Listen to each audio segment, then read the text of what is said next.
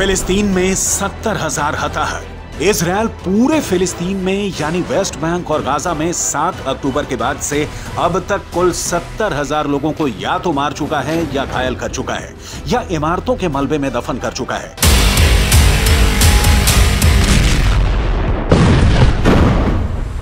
ऐसी स्थिति में जब इजरायल एक तरफा युद्ध करके फिलिस्तीन की धज्जियां उड़ा रहा है तो फिलिस्तीन के अंदर फिलिस्तीन के लोगों में एकजुटता और एकता देखनी चाहिए थी, लेकिन वेस्ट बैंक के अंदर फिलिस्तीनी आपस में खून खराबा कर रहे हैं। दरअसल फिलिस्तीन के कुछ लोग इजरायल के लिए जासूसी करते पकड़े गए। इसके बाद वेस्ट बैंक के अंदर हालात बेकाबू हो गए,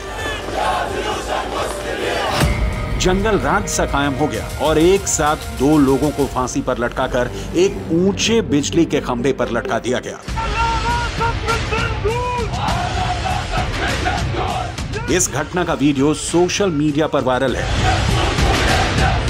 इजरायल के अखबार टाइम्स ऑफ इजरायल ने इस वीडियो पर पूरा समाचार छापा है और घटना को सही बताया है।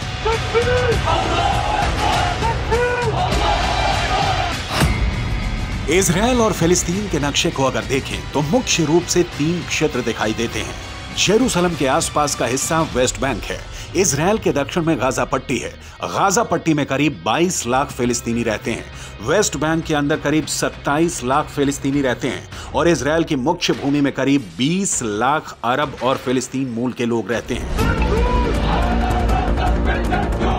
अगर 20 लाख फिलिस्तीनी और अरबी मूल के लोग इजरायल के नागरिकों के साथ शांति से रह सकते हैं तो फिर इजरायल और फिलिस्तीन के बीच शांति स्थापित क्यों नहीं हो सकती? इस सवाल का जवाब ये तस्वीरें हैं जो वेस्ट बैंक के अंदर तुलकेरम शहर के हैं। यहाँ पर फिलिस्तीन के कट्टरपंथियों ने भीषण हत्याकांड को अंजाम दिया है। तस्वीरें इतनी विभत्स हैं कि आपको दिखा ही नहीं सकते हैं, लेकिन इन तस्वीरों में क्या है ये आपको विस्तार से बताएंगे। लेकिन पहले आपको इजरायल के उन 2 जासूसों के बारे में बताते हैं जो फिलिस्तीनी मूल के थे। वेस्ट बैंक के राजनीतिक संगठन फतेह और उसकी सैन्य शाखा अल कुद्स शहीद ब्रिगेड ने इन दोनों को पीट कर और फांसी देकर मार डाला है। अल कुद्स शहीद ब्रिगेड ने 31 साल के हमजा मुबारक को मार दिया।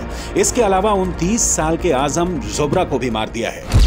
अब देखिए तस्वीर नंबर 1। इस तस्वीर में इजरायल की खुफिया एजेंसी के एजेंट 31 साल के हमजा मुबारक और 29 साल के आजम जुबरा को मारकर सड़क पर फेंक दिया गया और इन दोनों की लाशों के चारों तरफ फिलिस्तीन की अल कुद्स शहीद ब्रिगेड के लड़ाके जश्न मना रहे हैं और अल्लाहू अकबर के नारे लगा रहे हैं।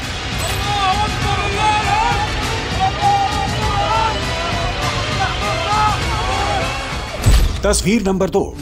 इजरायल के एजेंट हमजा मुबारक और आजम जुबरा को उल्टा लटका करके एक दीवार से नीचे की तरफ गिराया जा रहा है और यहाँ पर इजरायल के जासूसों को खत्म करने के लिए नारे लगाए जा रहे हैं। तस्वीर नंबर 3। इजरायल के खुफिया एजेंट हमजा मुबारक और आजम जुबरा को एक बिजली के खंभे से ऊंचाई पर लटका दिया है।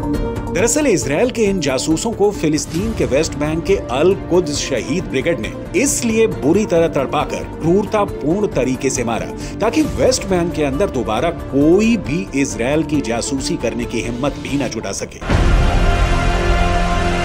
इजरायल के जासूसों को ऊंचे खंभों पर इसलिए लटकाया गया है ताकि फिलिस्तीन के लोग ये देख सकें कि इजरायल के लिए जासूसी करने का अंजाम क्या हो सकता है। दरअसल वेस्ट बैंक की अल कुद्स शहीद ब्रिगेड ने इन दोनों पर आरोप लगाया था कि इन्होंने इजरायल के लिए जेनिन में जासूसी की, जिसकी वजह से वेस्ट बैंक के 6 आतंकवादी इजरायल की सेना के शिकार हो गए।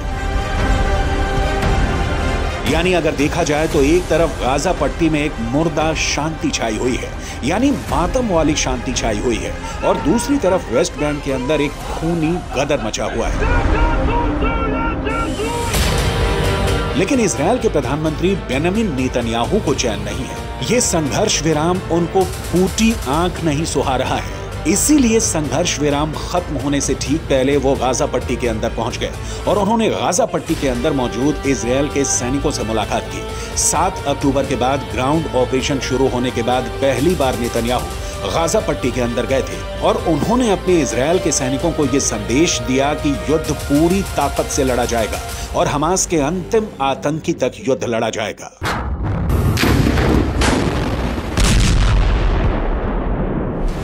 इजरायल ने गाजा पट्टी के अंदर संघर्ष विराम कर दिया है, लेकिन बहुत ही रणनीतिक दृष्टि से इजरायल ने फिलिस्तीन के दूसरे हिस्से यानी कि वेस्ट बैंक पर ताबड़तोड़ हमले शुरू कर दिए हैं।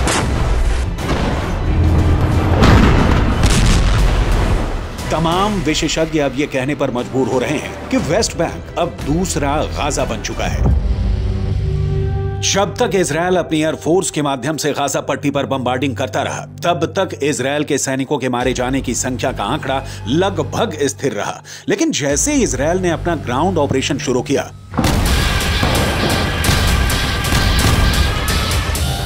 इजरायल के सैनिकों की मौतों की संख्या लगातार बढ़ती गई। लेकिन अब जो समाचार फिलिस्तीन के अखबार में छप रहे हैं, उससे ऐसा लग रहा है कि इजरायल की सेना और इजरायल की सरकार इजरायल के सैनिकों की मौत के आंकड़ों को छुपा रही है।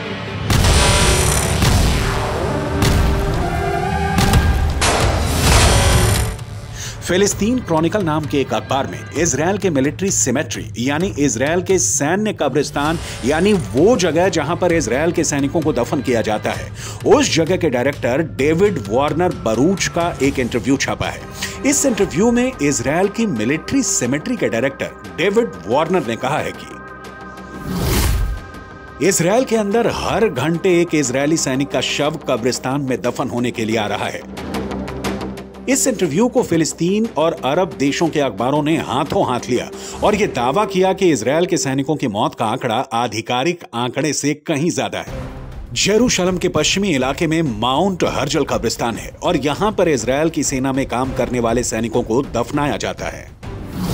मिडल ईस्ट मॉनिटर नाम की एक और न्यूज वेबसाइट में इस कब्रिस्तान के डायरेक्टर डेविड ओरेन का बयान छपा है कि पिछले 48 घंटे में 50 इजरायली सैनिकों को दफनाया गया है। ये चौंका देने वाली बात है क्योंकि इजरायल ने दावा किया है कि 7 अक्टूबर से अब तक इजरायल के करीब 400 सैनिक मारे गए हैं। इनमें से करीब 80 सैनिक गाजा के ग्राउंड ऑपरेशन में मारे गए हैं, करीब 10 सैनिक लेबनान के बॉर्डर पर हिजबुल्लाह से लड़ते हुए मारे गए हैं और 300 से ज्यादा सैनिक 7 अक्टूबर और उसके बाद एक हफ्ते तक इजरायल के अंदर हमास के आतंकवादियों से सीधे लड़ते हुए मारे गए हैं।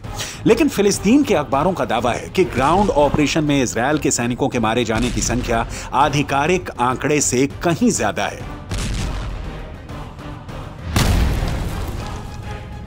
अगर इजरायल के मिलिट्री सिमेट्री यानी सैन्य कब्रिस्तान के डायरेक्टर डेविड वारेन के आंकड़ों को सही माने और इस हिसाब से अनुमान लगाएं कि हर घंटे में एक सैनिक की मौत हो रही है, तो इजरायल के ग्राउंड ऑपरेशन को लगभग 30 दिन हो चुके हैं। एक दिन में 24 घंटे होते हैं, यानी 30 दिन में 720 घंटे।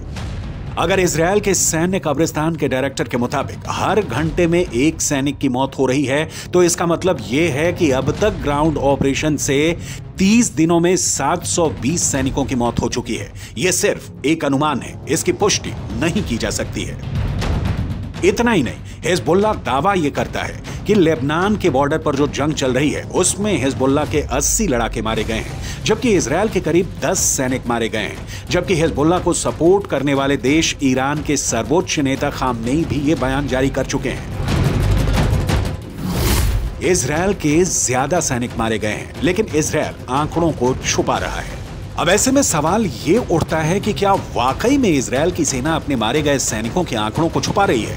इजरायल की सेना प्रोपेगेंडा वॉर में हमेशा आगे रहती है। आज भी इजरायल के और हमास के युद्ध में अगर देखा जाए तो हमास के पक्ष में बात करने वाले गाजा पट्टी के फिलिस्तीनी पत्रकारों की हालत बहुत ज्यादा खराब है।